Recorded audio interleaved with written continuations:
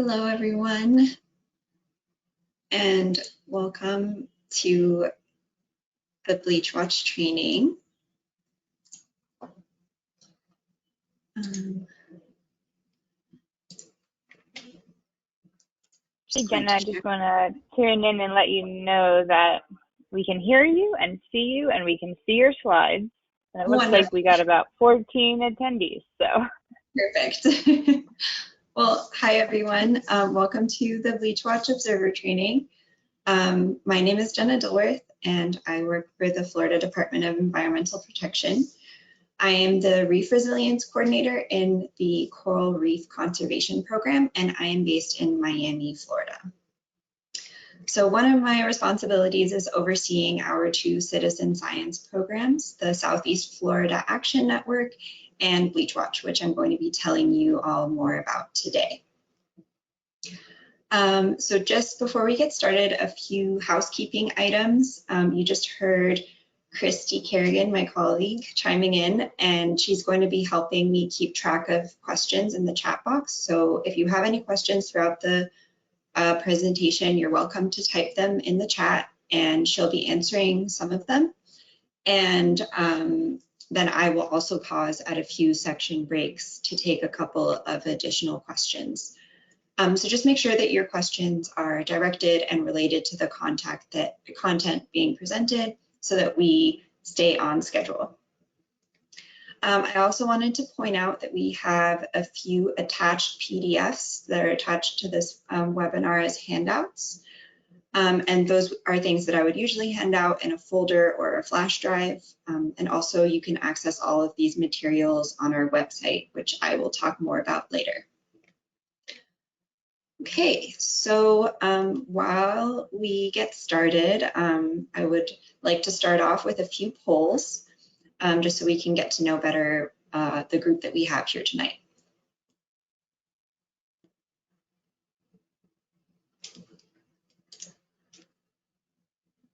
Okay, I'm about to launch the first question. Perfect. Yeah, so our first question is just to find out, where does everyone live?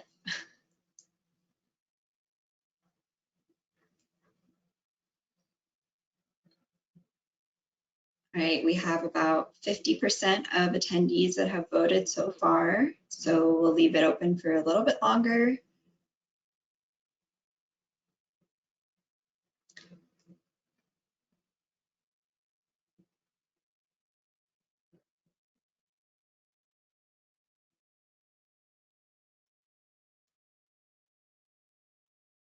All right, we have about 70%, 75%.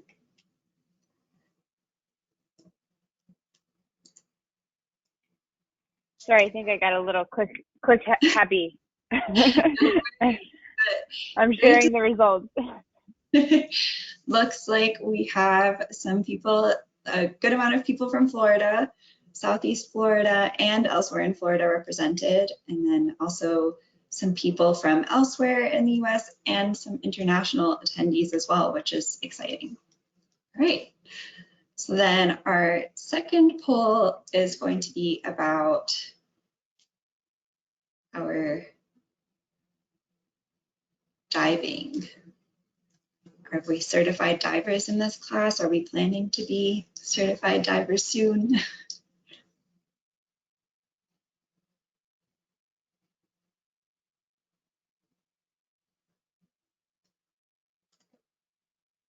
Right, that was quick. We have already 83% of participants have voted in this one.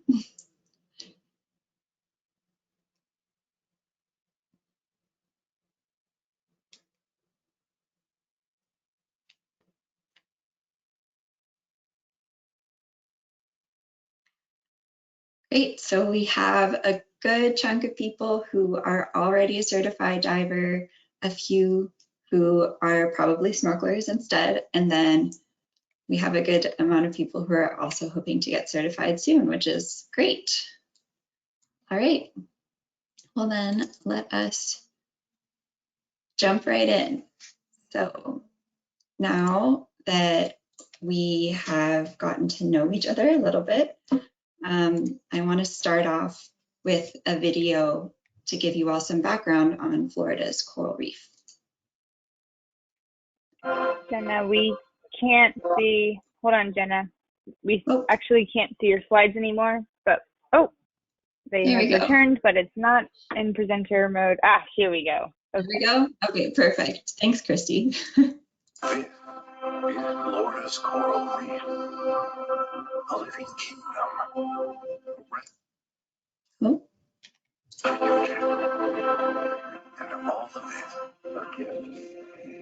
We will protect its splendor and mystery. We will keep and preserve the gift we have received, our inheritance, our legacy.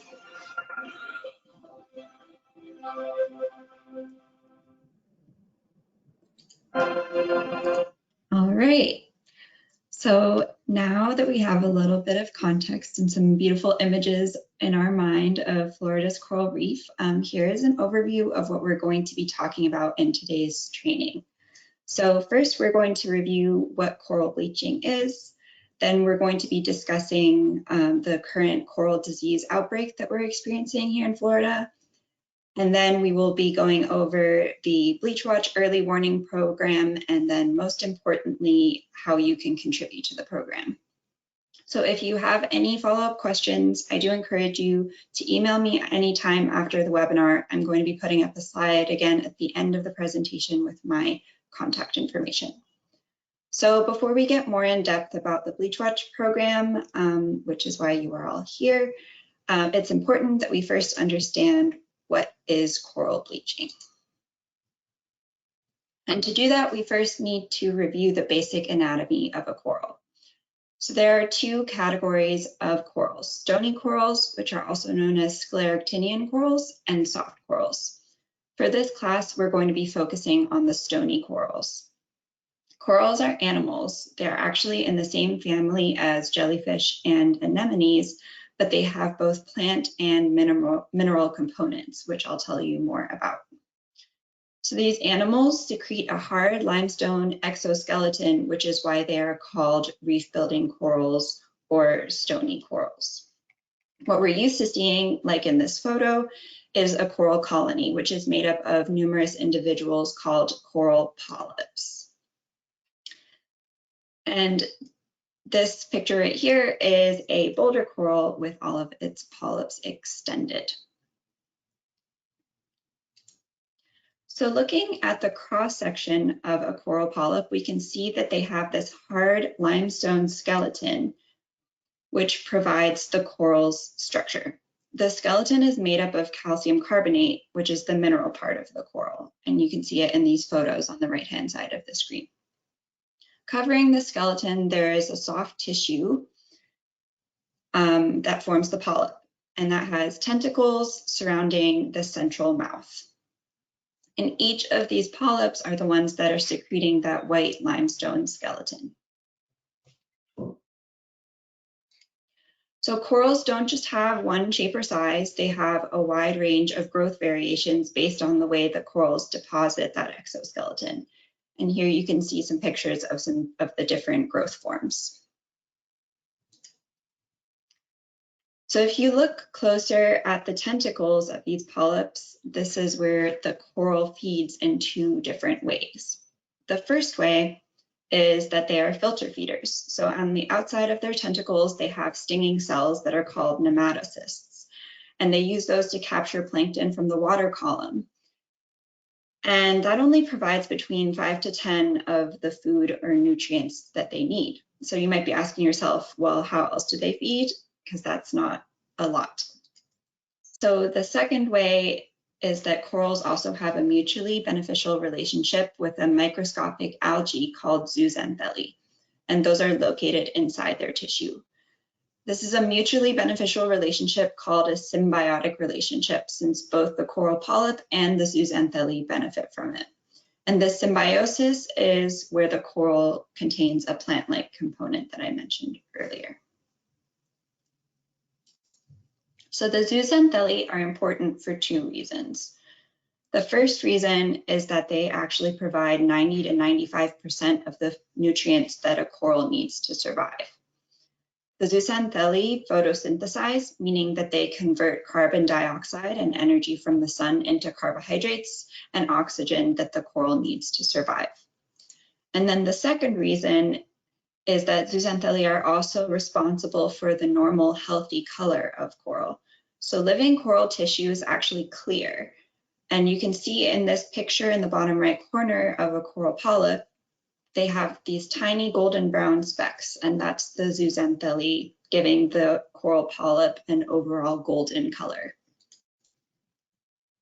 And corals can come in a wide range of colors. In Southeast Florida, we usually have more earth tone colors. And so either way, regardless of what color the coral is, you can't see the white skeleton because of the algae in the tissues, which is giving it the color. So here's a really great picture that's a close-up of a coral polyp. And you can clearly see that the tissue is this transparent living coral tissue. And then it has all of these individual specks that are cells of Zooxanthallae. And in the places where those Zooxanthallae are present, the tissue appears colored, brown in this case. And in the places where there are no Zooxanthallae, the tissue appears to be translucent. So towards the bottom of the photo, you can actually see the white limestone skeleton of the polyp underneath the translucent tissue where there's no Zooxanthallae.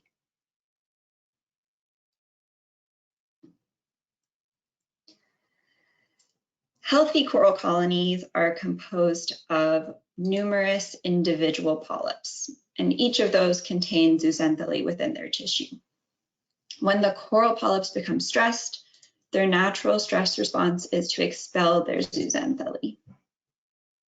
And the exact mechanism by which this occurs has been the topic of much research in recent years. Without the Zooxanthallae, the coral polyps lose their coloration, and then what's left is the clear living coral tissue covering their white limestone skeleton. And because the corals turn from being colored to appearing white, this process is termed coral bleaching.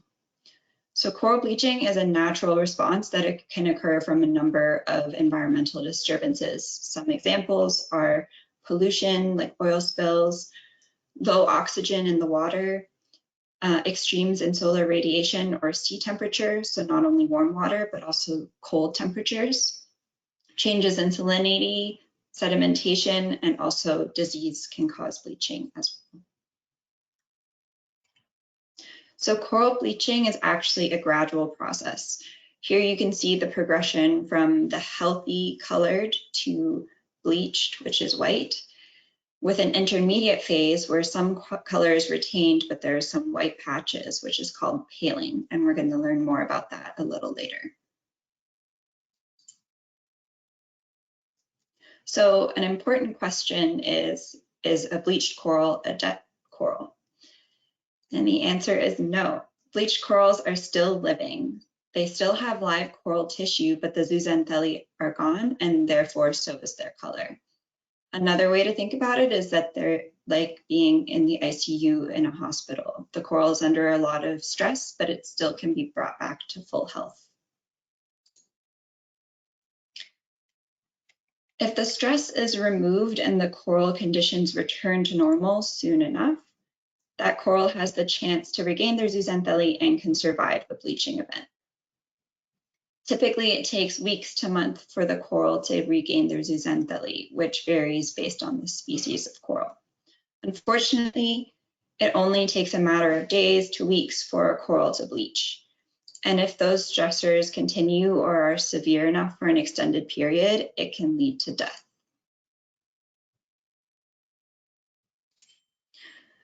So the important question we have with bleached corals is, will they regain their Zooxanthallae and return to their healthy conditions and survive? Or will they die if those stressors persist? In other words, is the coral resilient?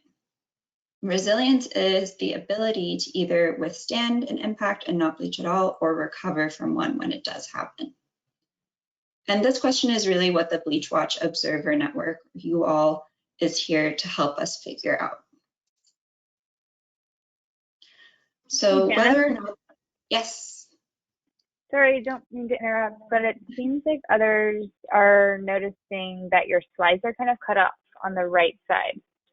I'm not sure if that is like a viewing setting on your end with the PowerPoint. You want to try Let and me mess try around? if I stop sharing my screen and then re-share if that helps. Thanks for pointing that out.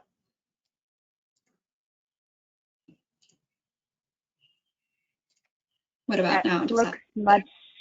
I think that looks better to me, actually, now that it came Hopefully in. it looks better. I'm seeing some folks are saying better. Okay.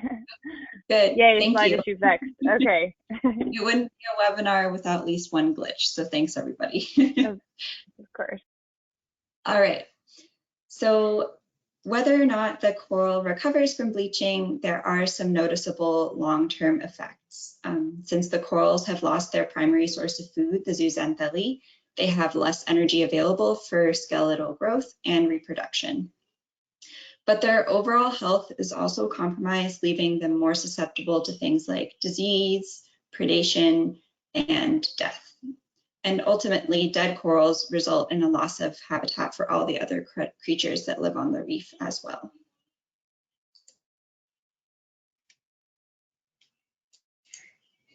So here's an infographic from the National Geographic, which shows a history of mass coral bleaching events. And you can see that the first widespread bleaching event we ever saw was from 1982 to 1983, and that was associated with an El Nino event. And we then had global bleaching events in 1998 and again in 2010, which was actually a cold water event. But the longest event ever recorded was just a couple of years ago from 2014 till 2015. And because that was back-to-back years, it meant that the corals didn't have any time to recover before they were being hit again. So here are some photos of coral bleaching. So bleaching can be across broad sections of the reef tract, like in the top two pictures, or it can also just affect individual coral colonies, like in the bottom two pictures. But the most important thing to remember is that the tissue is still there and the coral polyps are still alive, just without their zooxanthallae. I also want to point out that bleaching can vary at all scales by region, reef site, species, and colony, and it may be due to a variety of reasons that cause one coral to bleach over another. That can include exposure, depth, location, and currents that might be cooling one or not the other. So that's why the corals in this photo has two adjacent colonies of brain coral, but one is bleached and the other is not. And then to make things even more complex, it's not as simple as a white coral is bleached. There's one species that we see here in Florida, the massive starlet coral, which can appear a fluorescent blue, purple, or pink when bleached, and that's what you're seeing on the right photo here. And that's because this one species in particular has pigments in their tissues. It also happens to look a lot like an encrusting sponge, so it's good to be mindful of that. So hopefully you are feeling like you could recognize bleaching now. So is this bleaching? And the answer here is no, this is not bleaching. So branching corals actually have really fast growing tips where the zooxanthallae have not yet caught up. So these white tips here are not bleached. This is actually a healthy coral that's growing quickly. Finally, predation can also look a bit like coral bleaching. So if you look closely, you can see that part of the coral base has actually been eaten away and that the tissue is gone. So in the top photos, you can see that parrotfish and damselfish can leave these circular lesions in the coral when feeding that could be mistaken for bleaching. And then we also have fireworms in the bottom two photos that leave these trails of missing tissue when they feed. But again, the tissue will actually be gone, whereas in a bleached coral, the tissue is still there. All right, so now that we've done a little introduction to coral anatomy and bleaching, we'll do some more polls to see, to review the content that we just learned. So let's see.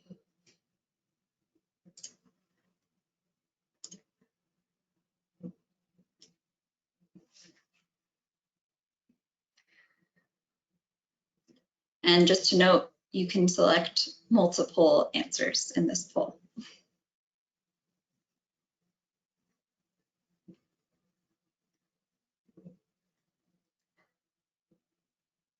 All right, we have just over 50% of votes in, so let's give everyone some time to get their responses in. Now we're at 70%.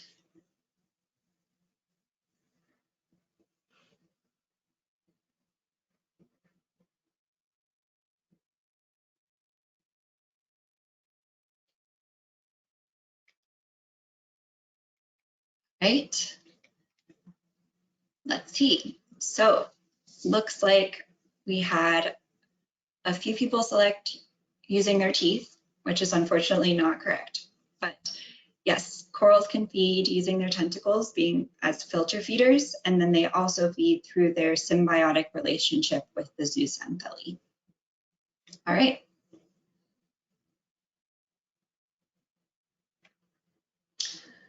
So let's go for a second review question. This one's true or false? A bleached coral is a dead coral.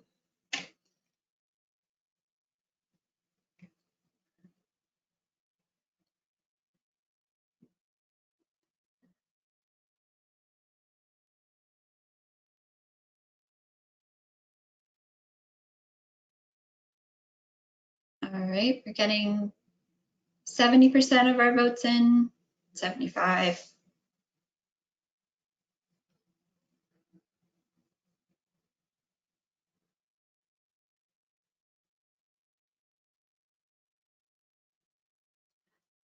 All right, 100% of everybody got it correct. Yes, it is false. A bleached coral is not a dead coral. They are still alive. It's just that the Zooxanthallae are no longer in those tissues.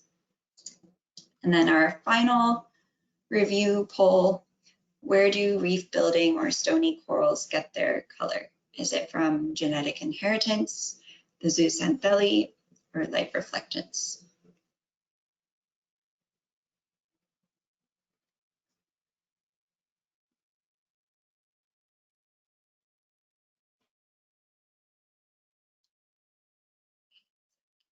Our votes in really quickly in this one, got just about 80% of everyone has voted.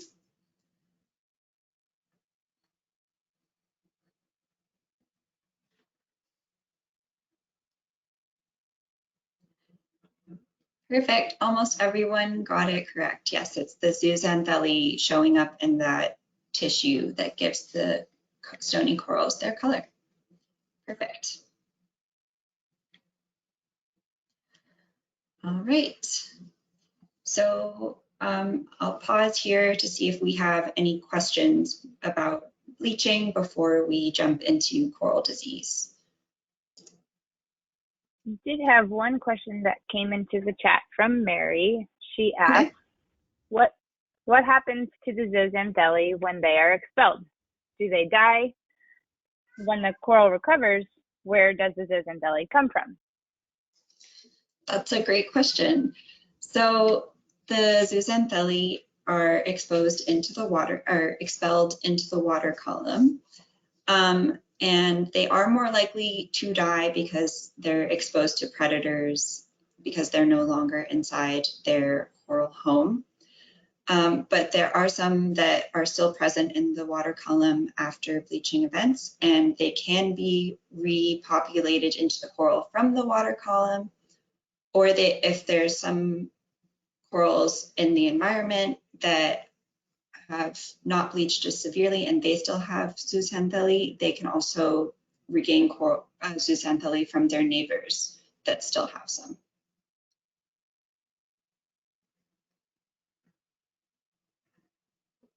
Well, I'm not seeing any other questions coming into the chat, although someone did point out that there is still an issue with the viewing of the slides. I think the bottom is cut off this time, but just slightly. Mm-hmm. Okay. I apologize for that. Unfortunately, I'm not sure what else I can do to fix that, so hopefully it's only a little bit cut off. All right, well then, if we're good on coral bleaching, we can jump into coral disease. So this recent disease outbreak in Florida has sparked the need to expand this BleachWatch program to include reports of coral disease. So coral diseases generally occur in response to some microscopic organisms such as bacteria, a virus, or a fungus. The origins and mechanisms of diseases on corals are still not very well known. It's difficult to determine how the biological responses occur, but things such as sewage input, pollution, or other environmental stressors are often the root causes. Coral bleaching can leave corals in a weakened state, making them more susceptible to infections from coral diseases. Black band disease, yellow band, and discolored spots appear as spots or lesions on the surface of the coral. And over time, those lesions progress across the coral surface, consuming the live tissue and leaving the stark white skeleton behind. Other diseases like white band, white plague, white pox, and stony coral tissue loss disease often cause larger patches of living coral tissue to slough off, exposing the skeleton underneath. And in both cases, diseases are usually characterized by a distinct line between the live and dead coral tissue, and you can see that in these photos. And that's an important feature that we're going to be using to distinguish between coral bleaching and coral disease. So once the bare coral skeleton is exposed by these disease lesions, it becomes a breeding ground for algae and other encrusting invertebrates. So to help you recognize coral disease, you can use this fact. Whenever you see a can or marine debris on the ocean floor, it usually has this algae layer growing on it.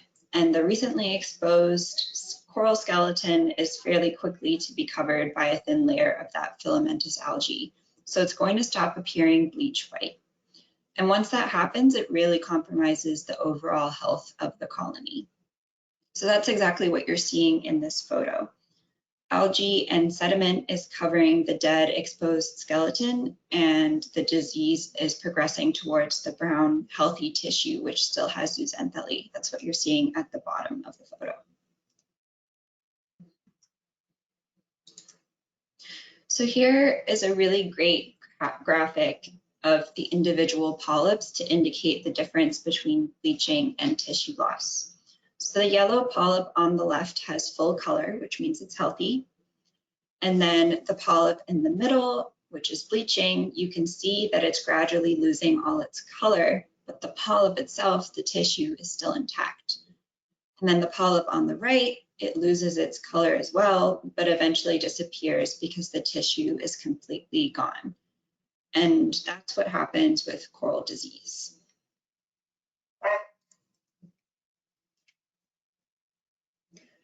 So although both coral bleaching and coral disease can cause a white appearance on the coral, there's a key difference to readily distinguish between the two conditions. The main difference in identifying coral bleaching from coral disease is that when a coral bleaches, it's still alive. So the clear tissue is present overlaying the coral skeleton. But when a coral has been infected by disease, the tissue will start to die, leaving the bare skeleton exposed. And eventually that newly exposed skeleton becomes colonized by algae. So areas that are diseased that you can see circled here in pink, and areas that are bleached, which are circled in yellow, you can see that the difference is that these yellow areas still have live tissue, whereas the pink areas have dead skeleton with algae growing over the top. Here's another example. So this is actually not diseased, but it still gives you a good idea of what dead coral polyps look like. The bare skeleton that's circled in pink compared to the bleached polyps circled in yellow that still have live tissue on them.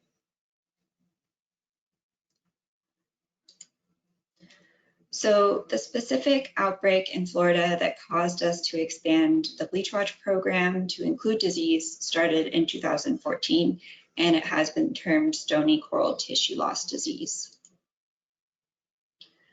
In 2014, we first got reports in Miami-Dade County, just north of Biscayne National Park. In 2015, it rapidly started spreading north, first through Broward County and then slowly south into Biscayne National Park. And if you recall from earlier, 2014 and 2015 were extremely bad bleaching years, so the corals were already in a weakened state. Then in 2016, the disease spread through Palm Beach County and into the Upper Keys.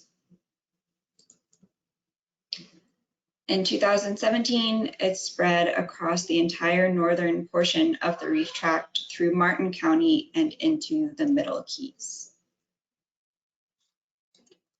And since then, disease has continued to spread throughout the Florida Keys. And currently it has progressed all the way through the Marquesas. So the only place that we haven't seen the disease yet in the Keys is the dry tortugas.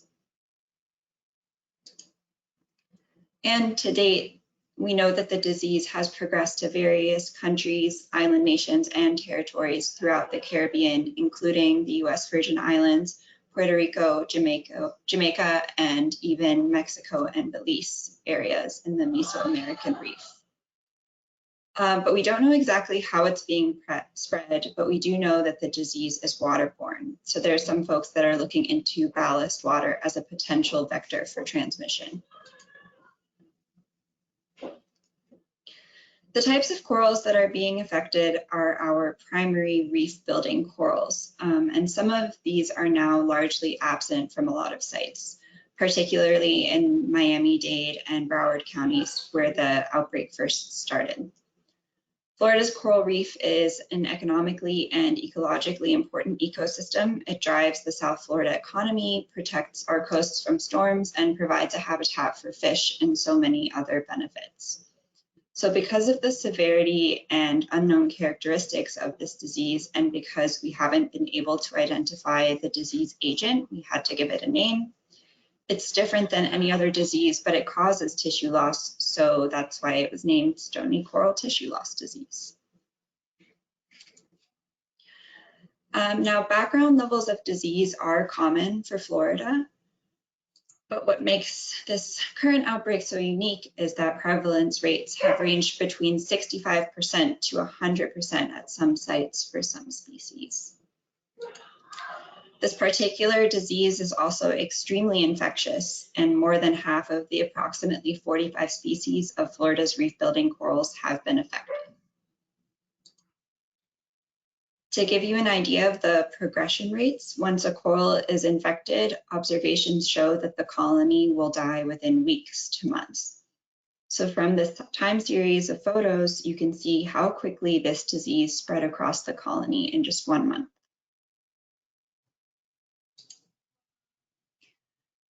These 2 Endangered Species Act listed species are among the most impacted by this disease outbreak: pillar coral and mountainous star coral.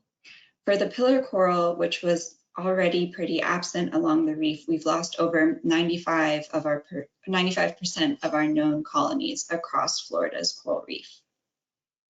Fortunately, there were efforts to collect fragments of these known colonies and store them in a gene bank so that we can later outplant them back to the reef once the disease settles down.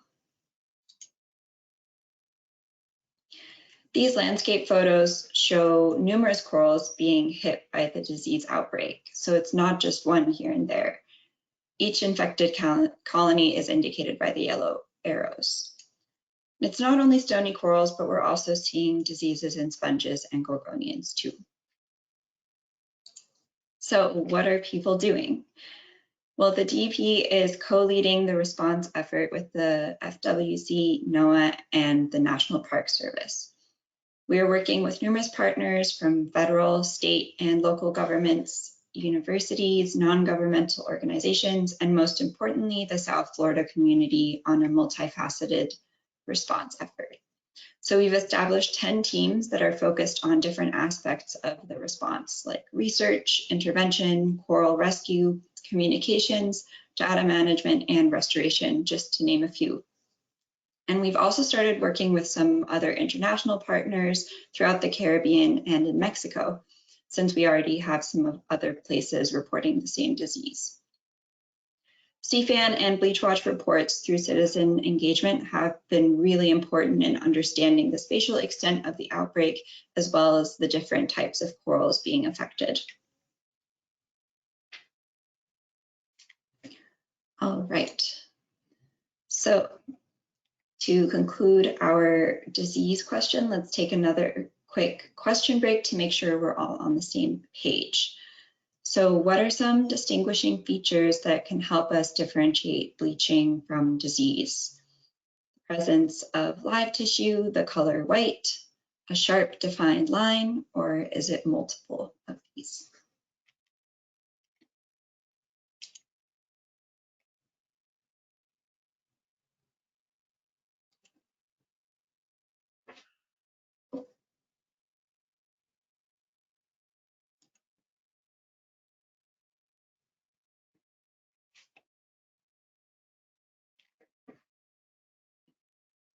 So you can select multiple answers for this one.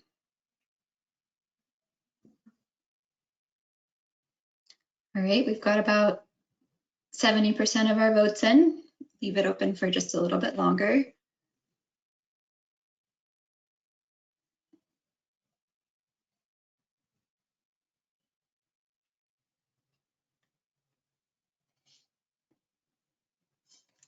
All right. So we got a lot of people selecting presence of live tissue, which is yes, that is correct. So coral bleaching has live tissue present, whereas disease will cause tissue loss. So we won't have live tissue. We'll just be seeing the bare skeleton underneath. Unfortunately, the second option, the color white, is not a good distinguishing feature to help us differentiate between bleaching and disease because both of them have color white associated with them. But the third option, a sharp defined line, can be a good indicator of disease. Okay.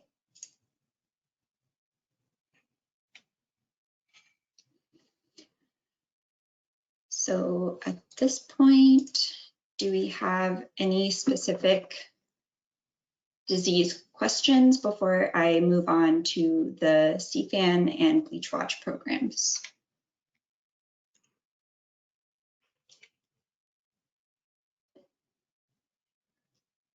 I'm not seeing any, Jenna. We do have a question regarding certificates, but I will try and get the answer to that and type into the question box. Sounds good. Thanks, Christy. Okay, well then we can move on to SEAFAN and the BleachWatch Early Warning Program. So SEAFAN, or the Southeast Florida Action Network.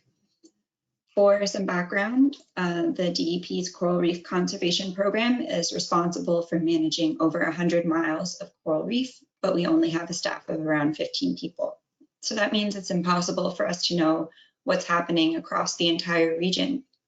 And we rely on members of the community to let us know if they're observing anything unusual.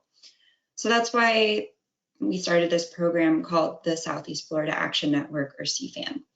That's to allow people to report incidents to us so we can coordinate a response. So at this point, we'll play another introductory video about the SEAFAN program. Florida's coral reef is home to over 40 species of living corals and millions of other plants and animals. Healthy reefs shelter our shorelines from erosion and coastal flooding. The Florida Department of Environmental Protection is asking for your help to protect this vulnerable treasure. Report reef damage, marine debris, invasive species, coral disease, and bleaching to the Southeast Florida Action Network at SEAFAN.net. That's SEAFAN.net. Okay. Florida's coral reef. Basically, the way that this works is if you observe marine incidents while you're out on the water, you can report them by calling a hotline number or by filling out an online form at www.seafan.net. And the form is mobile friendly. The community can report anything occurring in the coastal ocean that might be a sign of trouble for coral reefs. So that includes vessel groundings, anchor damage to corals, fish kill and disease, marine debris, and biological incidents such as invasive species or algal blooms. SEAFAN is different from the BleachWatch program because it doesn't require any special training. All you need to do is report what you observed, when, and where. Today, we're going to be focusing on one incident type in particular, coral bleaching and disease, which is the focus of this class. So this program is a little bit more specialized, and that's why you're all here today getting this training. BleachWatch is a special branch of SEAFAN. While anyone with no training can report events, including coral bleaching and coral disease, to SEAFAN, to become a BleachWatch observer, you need to take this training that you're all currently in right now. So SEAFAN BleachWatch is an early warning system for coral bleaching and coral disease in Southeast Florida. The reason we have this program is that since the 1980s, coral bleaching has increased in frequency, both along Florida's coral reef and also worldwide. And that's led to a significant deterioration of reefs. So BleachWatch was actually created to help monitor the reef for coral bleaching both before it happens and during and after each bleaching incident. This program helps us understand where bleaching is taking place, what species are more vulnerable, how long and severe the event is, and ultimately what the recovery and resilience potential of the coral reef is. This program was actually first developed on the Great Barrier Reef, and it has existed in the Florida Keys for close to 16 years. In 2013, SEAFAN BleachWatch was implemented in the northern portion of the reef along mainland Southeast Florida. That includes Miami-Dade, Broward, Palm Beach, and Martin counties. And that's the area that's managed by the DEP's coral program in this region, which is circled in red. So the Florida Keys BleachWatch operates within the National Marine Sanctuary, which is circled in blue. And although the programs are separated by political boundaries, the two BleachWatch programs are essentially the same, and we work very closely with each other. So the goal of BleachWatch is to provide an early warning alert for coral bleaching by monitoring climate and sea temperatures, involving the community, you all, in assessing the condition of coral reefs, and then combining all of that information to produce summaries of current conditions in the region. And those get sent out to anyone who's interested, but also to resource managers who might be able to use that information. So I'm briefly going to discuss the environmental monitoring side of the program, which is something that I do as the program coordinator. And then we're going to get into your involvement. So environmental monitoring involves sea surface temperature data from a program called NOAA Coral Reef Watch. Basically, we know that corals are more likely to bleach if the waters are warmer than usual. So this map shows areas where the sea surface temperature is higher than usual. These are called hotspots. The take home here is that anywhere you see these yellow areas, that means that the water is 1 degree Celsius warmer than usual. Science has shown that corals start to become stressed in those conditions. Coral bleaching risk increases even more if the temperature stays warm for a long time. And that's measured using this unit called degree heating weeks. So the take home is, if the temperature is elevated slightly for 4 weeks, significant coral bleaching is likely. If temperature is elevated slightly for 8 weeks or more, you can expect widespread bleaching and mortality. So based on how warm the water is and the length of time that the water stays warmer than usual, NOAA issues alert areas, which include 5 categories based on how likely bleaching is to occur. So white means no stress and no bleaching is likely. A bleaching watch is the greenish areas. So that's when water temperature is only elevated a small amount, but we're keeping an eye on it because the corals might become stressed. But it's still below the temperature at which corals usually become stressed. Then the orange indicates a bleaching warning. That means that the waters have warmed past that 1 degree Celsius threshold, so we can expect that corals are stressed and bleaching is possible. The lighter red is a bleaching alert level 1, which is coral bleaching is likely. And then dark red is bleaching alert level 2, which is widespread bleaching and mortality is likely. So this is a really nice way to summarize the information. And remember that in Florida, the corals are only really located right along our coast. So enough about environmental monitoring. Let's get into how you can participate. All of that environmental monitoring is going to be conducted by the program coordinator. So the last part of this training is your contribution, which we're going to be discussing for the remainder of the class.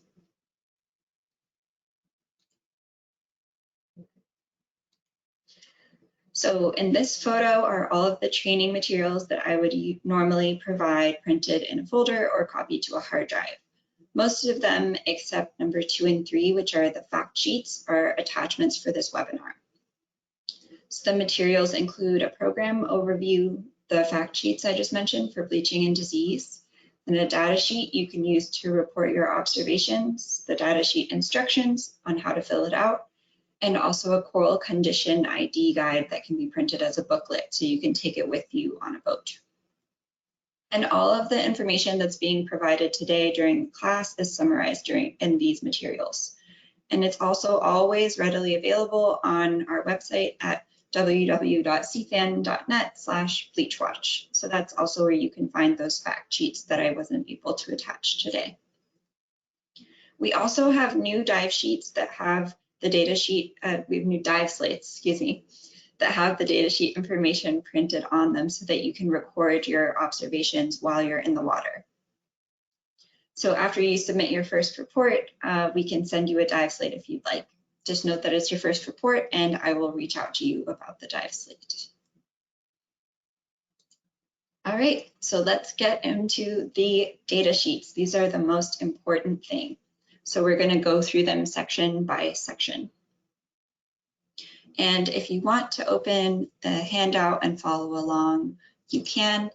It's the number 4 handout.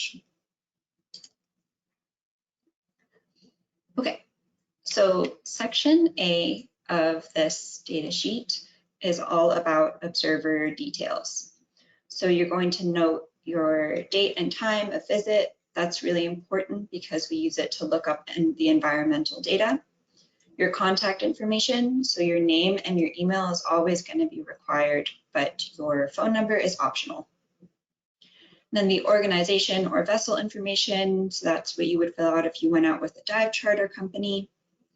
And then the type of observer, are you a resident, a visitor, commercial? That helps us categorize where most of our information is coming from and where we want to focus the program in future years. This sort of helps us keep track of the types of people that are filling out the reports. So next is section B, and that's the site information. So ideally, we would love GPS coordinates, but if not, the location or site name description is fine. So for example, you can put Lauderdale by the Sea because we know where that is, or even a street name, which we can look up on a map if you're doing a beach dive. And then you're going to enter the depth range of the site, the county, which helps us categorize the observations regionally, and then environmental conditions. These are optional, but they're really helpful if you can measure them or have equipment that can. So that includes wind speed, the air, sea surface, and bottom temperature, and underwater visibility, and cloud cover. And these are all things that may influence the likelihood that bleaching will occur. Because remember, when we're talking about the different types of stressors, corals can be stressed by bright sunny skies and clear, calm waters. So then the next section of the data sheet asks if you observed signs of coral bleaching or disease. So if the observer does not see bleaching or disease in their swim, then congratulations, they're finished with the data form. And reports of no bleaching and no disease are just as important as reports of disease because they help us identify areas that may be more resilient than others. So that can help us identify where bleaching or disease is or isn't occurring. But if you do see bleaching or disease, then you can continue on to the next section. So this is our bleaching and disease observations. And this is where you're going to be indicating your observations for coral bleaching and disease for each type of coral. The section becomes extremely useful if you have the underwater dive slate that I just mentioned, because you can just tally within each of the boxes during your swim. But before we get into the bulk of this section, we're going to review the 6 different types of corals that we have listed on this data sheet. So these come from Paul Human's Reef Coral Identification book, which I highly recommend if you want to learn more about our local corals. So more experienced observers are encouraged to identify by family, genus, or species where possible in the notes section, but it's absolutely not necessary. It's only if you're comfortable doing that. Some species are more resistant to bleaching than others, so categorizing them into these different types of corals helps us monitor the progress and severity at different sites. So the following 6 slides are going to show examples in each group, and we're going to start from the ones that are the least common in Southeast Florida to the ones that are the most common. So the first type is flowering and cup corals. And in these corals, the corallites, or these individual modules of the skeleton, look like they're independent from the rest of the colony, and it almost looks like a bouquet of flowers. So the pictures you're seeing here are of the smooth flower coral. And you may see them in a gray, yellowish color, or they can range all the way to bluish, purplish colors as well. So the next type is fleshy corals, and these have a fleshy or fuzzy appearance. So these are cactus corals and mushroom corals. And some people can get these confused with brain corals, but when you see them in person, they look a little bit soft and fuzzy, but remember not to touch them. So we have 4 species total, and they're fairly uncommon in Southeast Florida. They're more common in the Keys. And as you can see in these pictures, they come in lots of beautiful colors. Then our next type is plate, leaf, and sheet corals. And so they're kind of flattened in layers and grow in these thin sheets or flattened plates. So there's 3 species, but only 2 primary types here in Southeast Florida. So the bottom shows what a lettuce coral can look like, and then the top photo shows the white star sheet coral, which is easy to identify because it has these really noticeable white dots on it.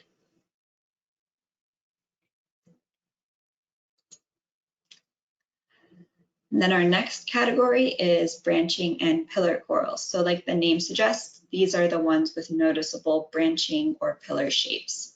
So that's our elkhorn coral, staghorn, finger coral, and pillar coral. So we have 5 species total in Southeast Florida, and the elkhorn and staghorn and pillar are all on the Endangered Species Act threatened list. Next, we have our brain corals. So these are corals with brain-like grooves, and they're usually round or massive. And we have 4 most common species in Florida, but there's 5 total. So we have this top middle photo. Here's the grooved brain coral. Then on the top on the right, we have the maze coral. Bottom right is the knobby brain coral. The center on the bottom is the symmetrical brain coral, and then the bottom left is the boulder brain coral. And the knobby brain coral is the one that's less common around here. And then finally, we have mounding, boulder, and encrusting corals. So these will take on the shape of what they grow over, and they're usually massive or round, excluding the brain corals, of course. And these are by far the most common types of corals in Southeast Florida. We have 10 species here, and almost all of them have star in their names because of the star shape of their individual polyps. So the various different types of star corals include this top middle photo here. It's the great star coral because it has very large polyps. Then we have the boulder star coral right underneath it, and to the right of that, the lobed star coral. Then in the bottom row, we have a blushing star coral and a smooth star coral. And on the bottom right, elliptical star coral. Then in the bottom left, we also have the massive starlet coral, and the top right-hand coral is the mustard hill coral. So we have lots of different types of species in this category here in Southeast Florida. All right, so now that we've had a look at our various different categories, let's go back to section C of our data sheet. So now that we know the types of corals, let's start on the bleaching side of things. So here is where you're going to mark the severity of bleaching for each of the types of corals that we just reviewed. So that's where it becomes really helpful for you to have your slate, because you can just mark as you see it underwater. We have 4 different categories here: no stress, paling, partial bleaching, and bleached. So paling is the initial stage of coral bleaching. That's when corals are starting to lose their color and they're very light or yellowish color. Then next we have partially bleached, and that's when we have patches of fully bleached or white tissue, and that'll often occur only on the top surfaces of the coral. And then finally, we have totally bleached corals where there's no color left. And corals can be a little tricky because they do come in a lot of different colors. So a tip is to look at the color of other corals of the same species at your dive site for comparison. So let's look at some examples of paling. As you can see in this picture of a mound, boulder, or encrusting coral, it's a noticeably lighter pigment, and the polyps are just starting to bleach or are recovering from bleaching. Another example here, this is a more close-up photo of paling. So you can see that the tissue is still there, but in some of the polyps, the color is gone, and in others, it's really starting to fade. And you can also see that we don't really have this stark line that we had in our photos of disease. Some pictures of partial bleaching. So this is where we'll see patches of fully bleached or white tissue. So on the left-hand side, we've got a great star coral, and you can see that at the bottom of this colony has this white patch, whereas the rest of the colony is still retaining the color. Then on the right-hand side, we have an example of a leaf plate or sheet coral and a brain coral that also show partial bleaching.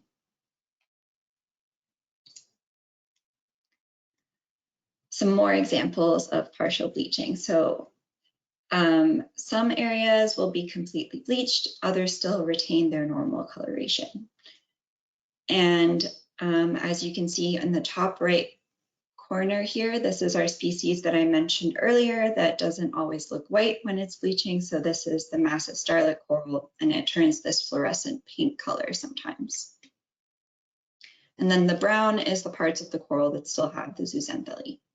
In our bottom two photos, we actually have partial bleaching and then some areas where there's some paling tissue as well. So then what does fully bleached look like? So the tissue here is going to be totally white with no zooxanthallae present. So remember to look for the clear tissue of the polyp. Sometimes it's a little bit more difficult to see in certain species, but do the best that you can without touching them. And again, it can vary, so look for other corals around to compare colors. So here's some more examples of fully bleached corals. This photo has a bleached brain coral next to a healthy colored one. Then we have an example of a bleached staghorn coral. And this is a bleached finger coral. And this picture is really great because you can see it has its polyps out. And so you can see that the tissue is still there, but you can see the white skeleton underneath. Now the polyps being out like this is not typical during the day because corals will use their tentacles to feed mostly at nighttime. All right. So now that we have looked at the types of corals and also the different severities of bleaching, you can start to get more specific with your reporting. So if you have your slate, you're able to mark tallies, but if not, you can just summarize after your swim. So when you go to enter your report online, you're going to be able to submit your observations exactly as you've tallied them on your data sheet or slate. So we're going to use a categorical scale with single, few, or many. And the reason we use that categorical scale is that it just helps make it easier to summarize in case you didn't have your slate with you or you weren't able to count correctly. So this is exactly what the form looks like online. So you can indicate none, single, which is 1, a few, which is 2 to 4, or many, which is 5 or more for each type of coral. So we're going to go through a couple of practice rounds for the brain and the mounding or boulder coral, since those are the two most common types of corals that you'll encounter here in Southeast Florida. So let's start with an example for a brain coral. So we're going from left to right. On our swim, we saw 3 brain corals that had no stress. So we're going to mark that in the few category. Then for paling, we saw 6 colonies that were losing a little bit of color, so that goes into the many category. And we didn't see any that had partially bleached, so that gets marked as none. And then finally, we saw 1 brain coral that was completely bleached, so we add that to the single category. So let's do the same thing for the mound or boulder corals. So here's our data sheet. Again, from the left to the right, we saw 5 mounding corals with no stress. So that gets marked as many on the report form. And then we saw 1 paling colony. So we mark that as single. 2 colonies that we saw were partially bleached, so that gets recorded in the few category. And then finally, we saw no completely bleached mounding or boulder corals, so we're going to mark none. All right, so do we have any questions about reporting the bleaching information before we move on to the disease section?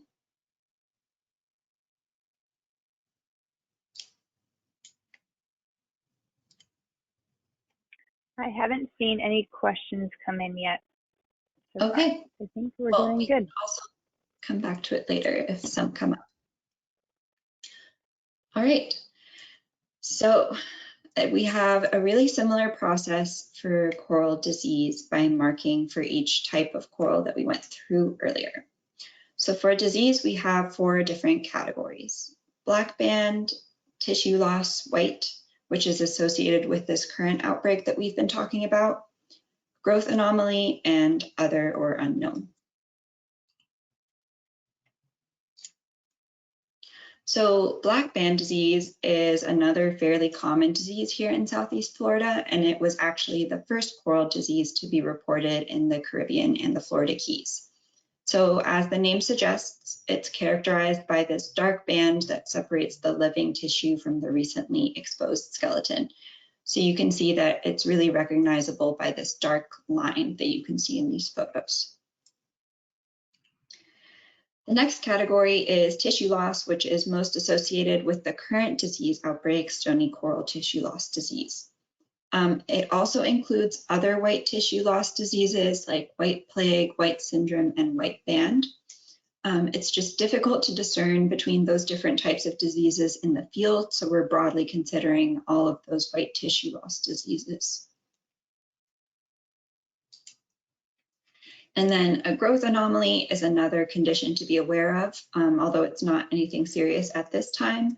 It's just better for you all to be aware of this condition in case we start seeing an outbreak. So it's going to look like these 2 photos here. It's kind of a protrusion from the rest of the colony that can sometimes also be a slightly different color. And then the other category is for things like dark spots disease in this top photo, or other questionable diseases that don't really fit into the other categories. So then using descriptor words to describe the disease that you're seeing is extremely helpful if you do have a slate and you're able to take a couple of notes underwater. So things that can be helpful to note are things like the lesion pattern, the shape, and the color. So don't stress over remembering these terms. It's just something to be aware of, and it can be helpful when you're describing different types of diseases if you have a slate with you. So if you can take notes or remember after your dive, it can be helpful to report whether there was a single lesion or multiple, or if you notice anything in particular about the lesion shape. It can also be helpful to note that. So is it linear or irregular or circular? So that brings us to section D, which is the overall site observations. And that's looking at the average bleaching and disease across the entire site. So this first question at the top is actually really important because it helps us understand the overall severity of bleaching in consideration of all of the healthy colonies that you saw. So here you're going to want to select what you saw most of. And we have a category here that is dead coral with algae, and that's important to note if site-wide that's mostly what you saw. Because once the tissue is gone, aka the coral is dead, algae is going to grow on its skeleton. So that's what this category is about. We don't know exactly why the coral has died. It could be because of bleaching or possibly because of other reason, but either way, it's dead. And so this category is intended to capture incidents where the bleaching or the disease was so bad that the corals have begun to die. And unfortunately, the way the reefs have been looking these days, this might be something that you're going to be seeing out there. So then the next question in the overall observations section is about the overall percentage bleached. Again, this is across the whole site, so you're going to want to select only one. So you're asking yourself, how much of the coral overall was bleached? So to give you a better idea of what this looks like, in the first photo on the left, we have no bleaching. And then the second photo in the middle, we still have a lot of color in the corals, but there's about 31 to 50% that are bleaching. And then finally, in photo 3, you might be thinking, why is that 100% bleaching? There's still a lot of brown, but actually the brown in this photo is not live coral tissue, it's the underlying rock, so you wouldn't count that as not bleached. So a really good starting point for this question is to say whether more or less than half the coral tissue that you saw was bleached, and then narrow it down from there. I also want to note that here in Southeast Florida, we have about 2 to 3% of coral cover. So even category 5, which is 76 to 100% bleaching, won't usually look like this. Whereas some places in the Keys, of course, have higher coral cover than we do. And then the next question that we have is the overall percentage of coral that was diseased. And again, that's across the whole site, and you're only going to check one. The last question in this section is other bleaching observations, because it's not just corals that bleach. There are important indicators of bleaching events that are not included in the stony coral category, and that includes fire coral, palithoa, and also soft corals. And we include these on our data sheet for reference. So here you just need to circle or put a check mark or a cross if you observe bleaching on these anywhere on your site. We don't care if it's technically paling or partially bleaching, just circle it. So of those other bleaching indicators, we have the fire coral. And that's usually one of the first to start bleaching even before the stony corals. But they're not stony corals, they're a hydrocoral, which are colonies of hydroids that secrete hard calcareous skeletons. And they have stinging polyps, so don't touch them. They're usually encrusting, so don't confuse them with other types of corals that they might have grown over. And they're usually this tan to mustard color with a white tip at the edges of their skeletal structure. And the next type we have is a zoanthid or palithoa species. And this is another species that typically bleaches first before the stony corals. So on the right-hand side photo here, I just want to point out the difference between the palithoa and our great star coral on the right-hand side. So palithoa has 2 rings of tentacles around their mouths, while corals only have 1, and they're often more irregular shaped and lumpy looking than corals. It's a zoanthid, not a stony coral, but it's encrusting and will grow over things, so it can be a little bit confusing. So they are similar to anemones, and once you see it underwater for the first time and you see the difference between a palithoa and a coral, you'll never get confused again. But if you're out there and you're not sure, if you want to snap a photo and send it to us to confirm, you're always welcome to. This is another example of the zoanthid or the palithoa. This is what it looks like when it's bleached. And so what's also helpful here is that you can see that it's covered a really large area, and usually in Southeast Florida, our stony corals won't have grown over this much of the reef, unfortunately.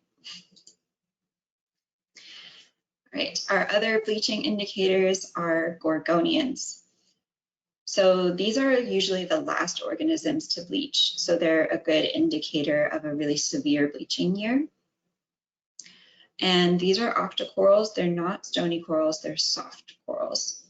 We have many different species, including sea rods, sea whips, plumes, sea fans, and also 2 encrusting species. So here we have some more examples of what gorgonians look like. So on the left-hand side, we have corky sea fingers. And then on these other photos, you have pictures of encrusting gorgonians with their polyps either retracted, which is where they kind of look like sponge-like, or extended, where they have these kind of long flowing tentacles. And then finally, the last section that we have is our notes section. This is where you can record any other observations. So if you saw invasive species or marine debris or anything else of note that you want to tell us about.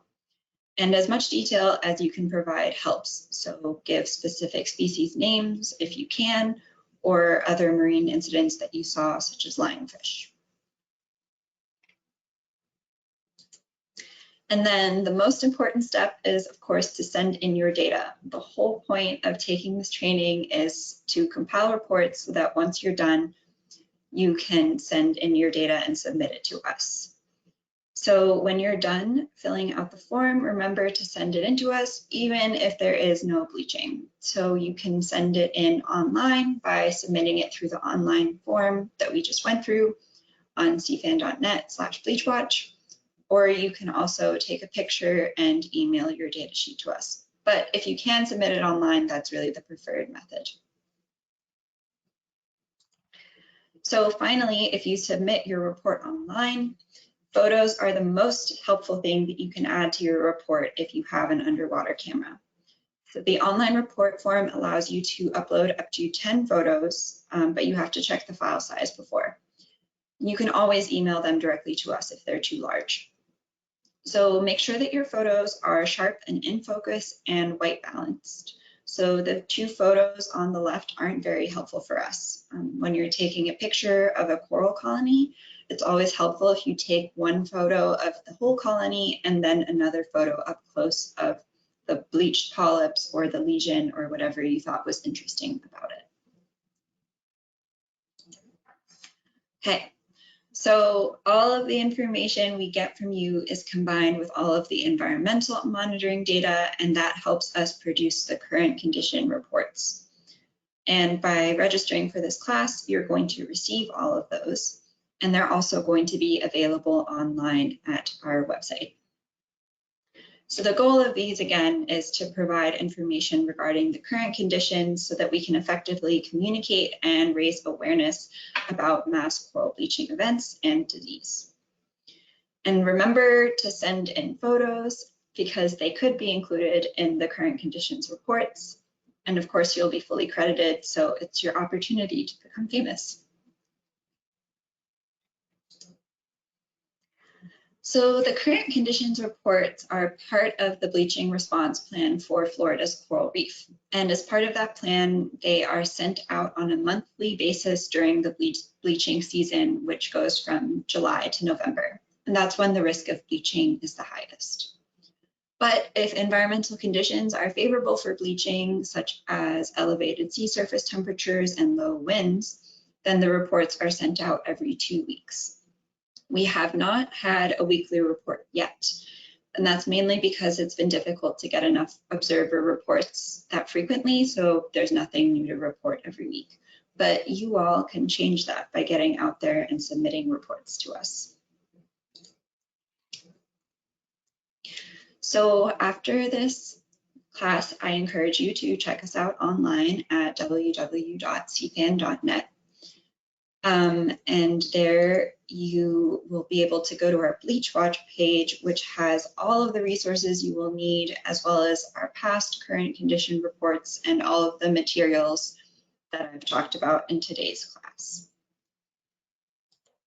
That's also where you're going to find the link to the online report form. So this is what the form looks like. For those of you that taken this course before, it may look different, and that's because we switched to a new database platform, but it has all of the same information. So before we jump into review questions, I wanted to also mention that there are additional opportunities to further your knowledge. So by taking this classroom training, you're now eligible to participate in any in-water training. Those typically have a classroom portion in the morning that's the same as what you're taking right now, which is free, followed by an in-water portion, which is usually a 2-tank dive and typically the charter costs associated with them.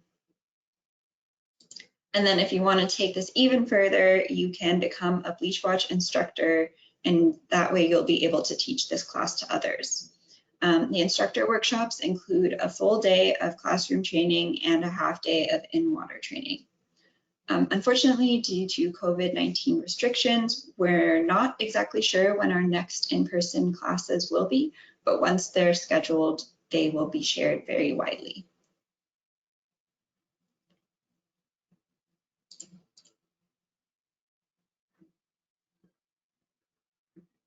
Florida's coral reef is purely and uniquely Florida. Abundant with natural beauty and marine life, Florida's coral reef welcomes millions of visitors annually and provides vital economic support for coastal communities. You can help protect this natural wonder by always properly disposing trash and recyclables, choosing reef-friendly products like mineral-based sunscreens and sustainably sourced seafood, never anchoring, touching, or standing on reefs, and supporting local coral conservation efforts. Learn more at floridascoralreef.org. All right, well, thank you so much for tuning into this class. I'm going to be sticking around and going through some review photos of different coral types and conditions. So please stick around if you want to get a little practice identifying the coral types and what might be going on. But for those of you that can't stay, thanks again for tuning in and stay safe. And if you're curious about more ways to get involved in the future, you can check out SEAFAN.net. The Southeast Florida Action Network is the DEP citizen science monitoring and reporting system for the section of Florida's coral reef that extends from the St. Lucie Inlet in Martin County down through Miami-Dade County. And at our website, you can learn more about BleachWatch and our marine debris removal program that you can participate in. And again, you can always email me at the address shown on this slide if you have any questions. All right, so let's jump into our review. So for each review picture, I want you to note the type of coral. So if it's a brain, branching, leaf, fleshy, flowering or cup, or mounding or boulder coral. And then also the condition. So that includes bleaching and the severity of bleaching, the disease type, or if it's healthy. So I will show each photo and give you all a second to write down your answers, and then I will review it and I can answer any questions that you might have about the answers. Before we jump into that, did I miss any questions, Christy? Nope, there are no questions so far, so we can kick off the review. Awesome. So this is our first review photo. So note which category of coral, which type of coral it is, and also what type of condition we might be seeing in this photo.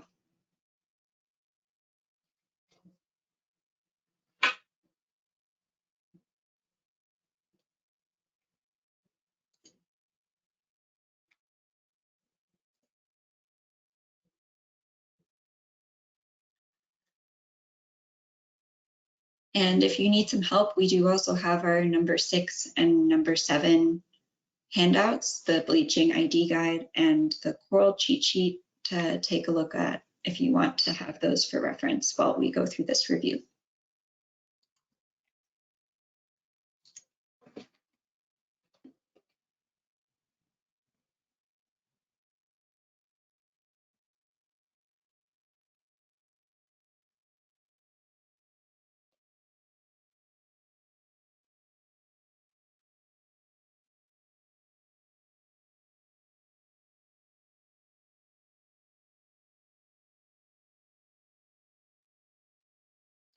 Okay, so the answers for this is a mound or boulder coral. You can tell because it's kind of encrusting over what it's growing on. And specifically, this is a smooth star coral for those of you that are curious about the species. And the condition here is paling. So we can see that there's this kind of splotchiness of bleached tissue. So some of these polyps are beginning to lose their color, whereas some of the other ones still have that brown color from the Zooxanthallae still being inside their tissue. Okay. So this is our second review photo. Again, note the type of coral and what type of condition you think this might be.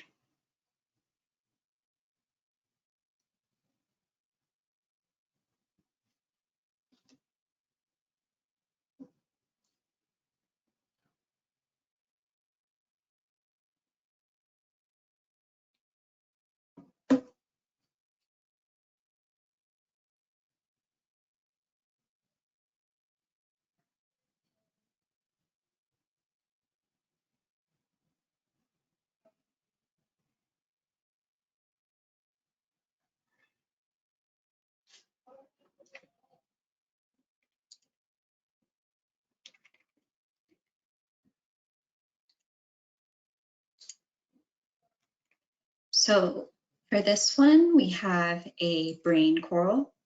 For those of you that are interested, this is a boulder brain coral specifically. And we have partial bleaching. So here you can see those patches of fully white tissue and then other patches that are still retaining their color.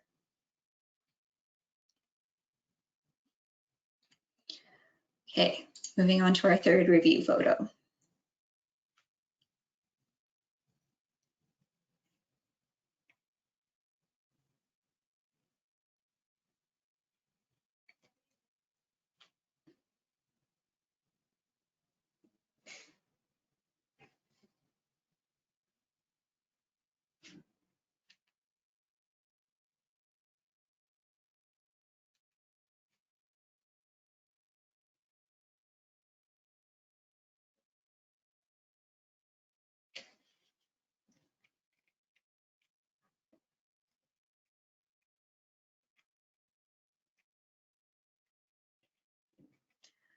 All right, so for this one, we have our mounding or boulder category again. Specifically, this is a great star coral. And this photo shows our tissue loss or white category that we have on our data sheet. So here, a good way to tell in this photo is that you have that really clear line between the live coral tissue and the dead skeleton that's left behind by the tissue loss. All right, our fourth review photo. Again, note what type of coral this is or other organism, and then also what condition we're looking at.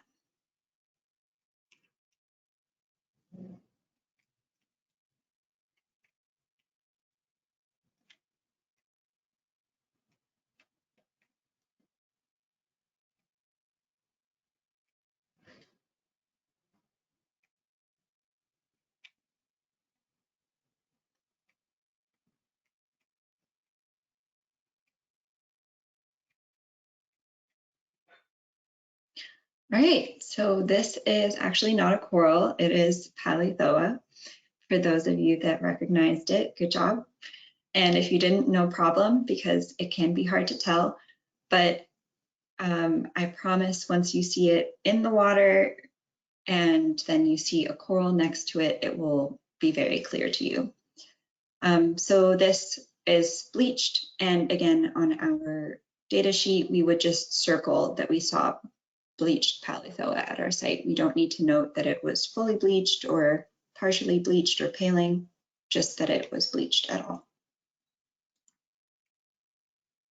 Right, our next review photo. And here we actually have two corals in the photo, so double the fun.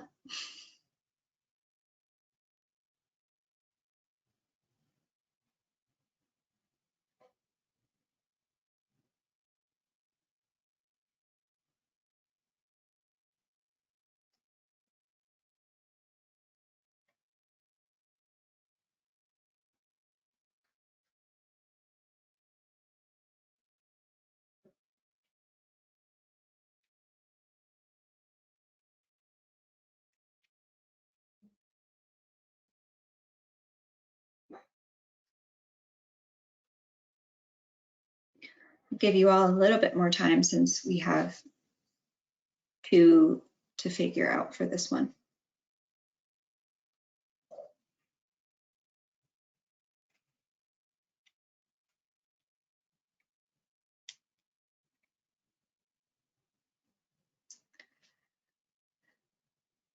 All right, so for this one, on the right-hand side, we have the flowering or cup coral, specifically a smooth flower coral. And this one is actually not showing any stress. So this kind of grayish, yellowish color is healthy for this type of coral. And then on the left-hand side, we have a mound or boulder coral, it's a massive starlet coral. And this one also is not showing any stress. So it's just a small little colony, and the tissue looks colored and happy. Right, photo number 6.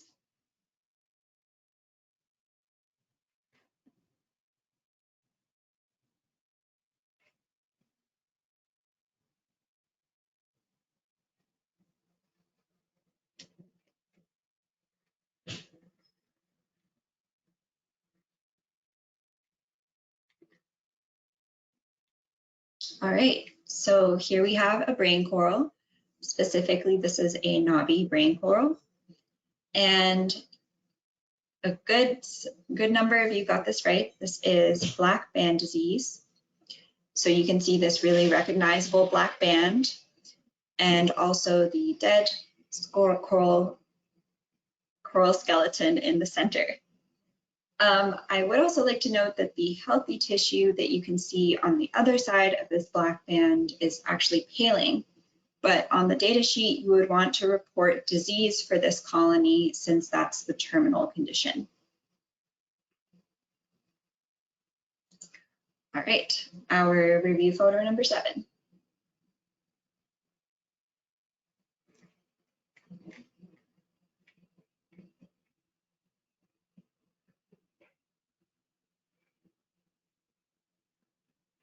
And again, we have 2 corals to identify in this photo.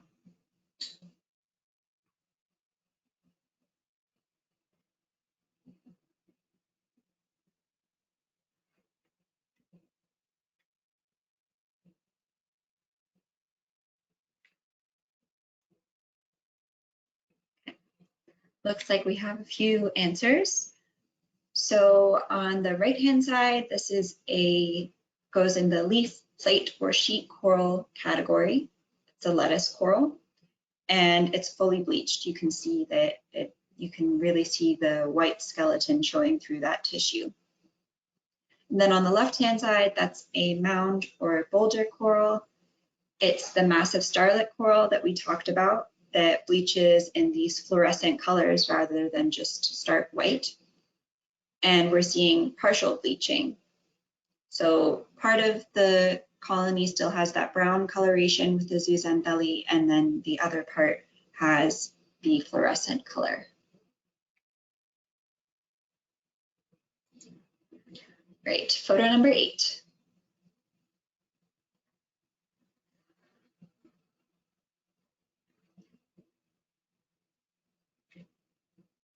Sorry.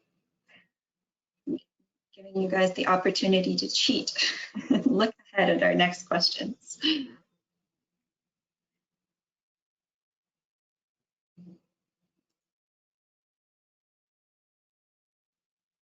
Right, so this is a mounding or boulder coral. It's the great star coral specifically, so you can tell by these really big polyps that they have. And unfortunately, this one is dead with algae. So there's no tissue and the skeleton is starting to turn green.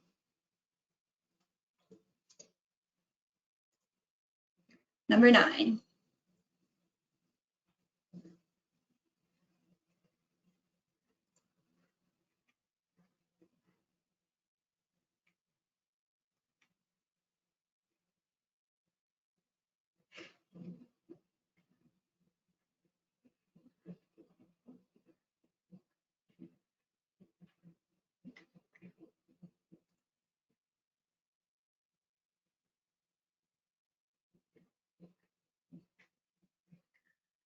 All right, I'm seeing some responses. So this is a brain coral, and it's specifically a grooved brain coral. And what we're seeing here is actually disease. So this is tissue loss. And the reason that you can tell that it's tissue loss and not bleaching is that we have this really distinct line between the healthy tissue and the stark white skeleton. And then if we look at our close-up photo on the right-hand side, you can see that you have these portions of bare skeleton versus the tissue next to it. So there's no more live tissue covering that skeleton. It's been fully exposed by the tissue loss disease.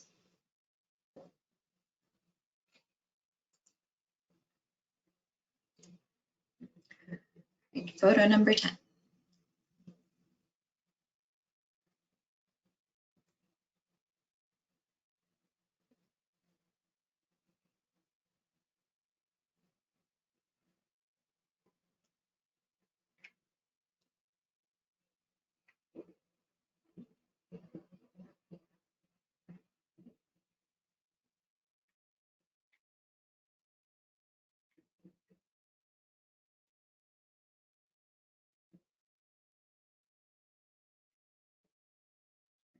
Okay, I'm seeing some responses. So this is a mounding or boulder coral. Specifically, it's a mountainous star coral. And what we're seeing here is actually the really early phases of paling. So generally this coral is pretty healthy. You can see that it has colorful tissue in most of the polyps. But on the tops of these little mounds, it's turning lighter, and it's pretty common in early stages of paling for the tips of those knobs on mounding or boulder corals to be lighter in color because they're more exposed to the sunlight that's stressful to them.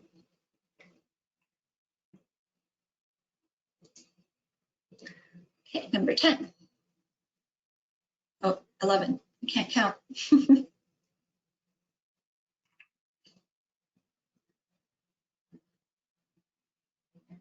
So we're looking specifically at what's inside this white circle here.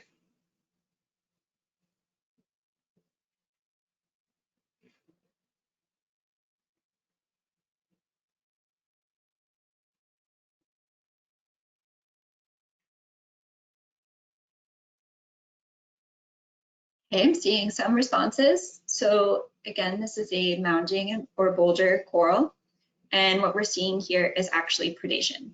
So if you were underwater, you would probably be able to get a little bit of a closer look and see that it's not bleaching because a little bit of chunk of tissue and skeleton has been taken out by that bite. So it's always a little more tricky to do it from a photo than it is when you're actually out there in the water.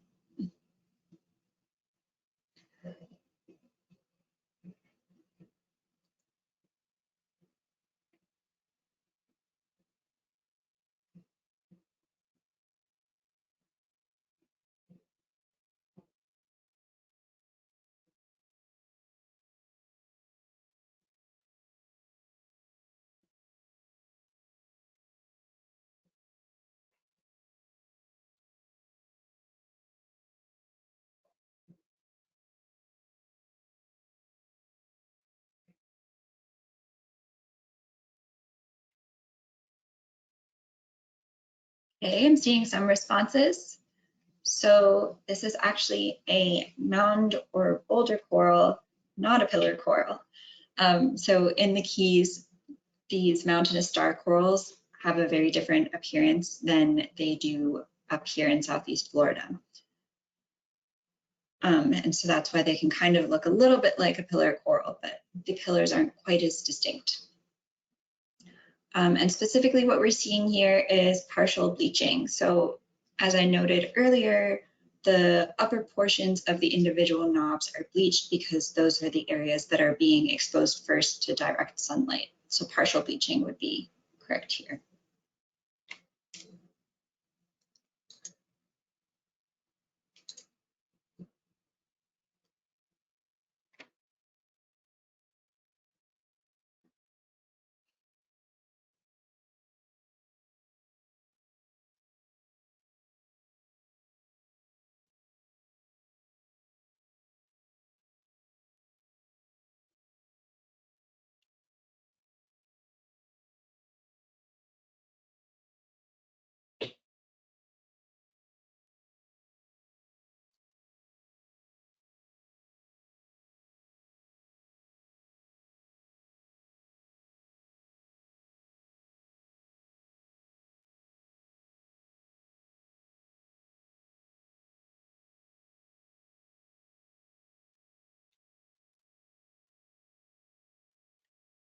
Okay.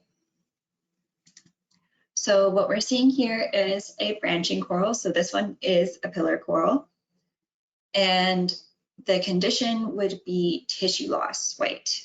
So here you can see especially in the bottom half of this photo of this colony, you can see that the recent skeleton is starting to be colonized by those algae we were talking about. So that's a good way to know that it's tissue loss and it's disease and not bleaching.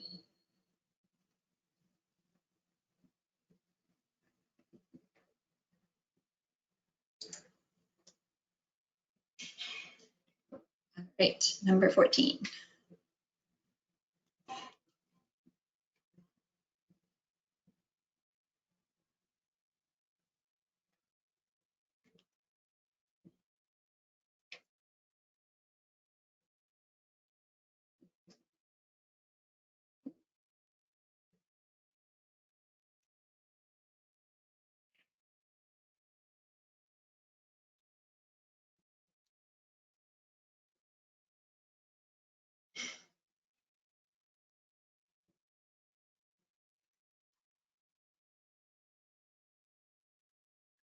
Okay, so this again is a mound or boulder coral. Specifically, it's a massive starlight coral.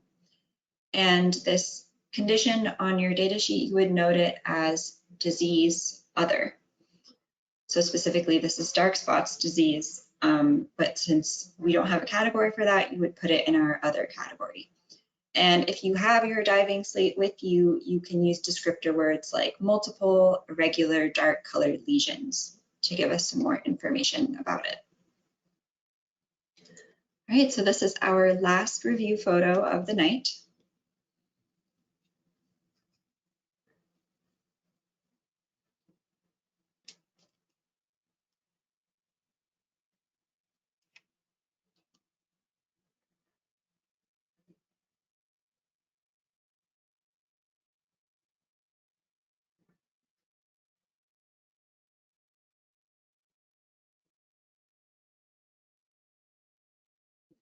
Made it a tricky one since it's the very last one.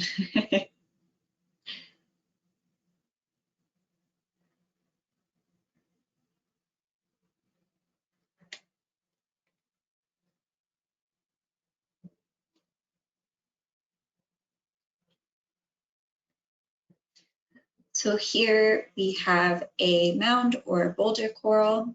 Specifically, this is a lobed star coral. And you can see here along the top, we have a black band. So we have black band disease separating the live tissue from the dead skeleton that's already being colonized by algae. But then to make things complicated, we also have some paling and partial bleaching on the live tissue. So you can see we've got some areas of the colony that still have retained their zooxanthallae, and then there's others that are starting to pale or are already completely bleached. So there's a lot going on here in this photo. Okay, well, great work, everyone. And thank you so much for tuning in and staying for the review. Here's my contact information again, so feel free to note down my email address and send me an email if you have any questions or if we have any additional questions to get to right now.